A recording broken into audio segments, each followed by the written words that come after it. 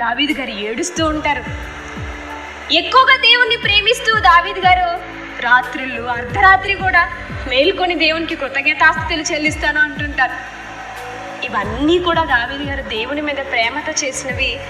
ఆయన ఒక బాధ్యత గల కుమారునిగా కనిపిస్తున్నాడు. తన తరం వారందరికీ సేవ చేసినట్టుగా కనిపిస్తున్నారు. అంటే తన తండ్రి బాధను తన బాధగా ఎవరు భావించి లోకానికి వెళ్ళి అనేక మందిని రక్షించి తండ్రిని ఆనందపరుస్తారో అలాంటి వారందరూ దేవునికి ఏ కుమారులండి? జ్యేష్ఠ కుమారులు. అందుకే కదా రోమపత్రికలు ఏమన్నారు? తన కుమారుడు జ్యేష్ఠుడగినట్లు అనేక సహోదరులలో జ్యేష్ఠుడు అన్నందుకు యేసుక్రీస్తు వారు ఎంత జ్యేష్ఠునిగా బ్రతికారో మనకు తెలుసు.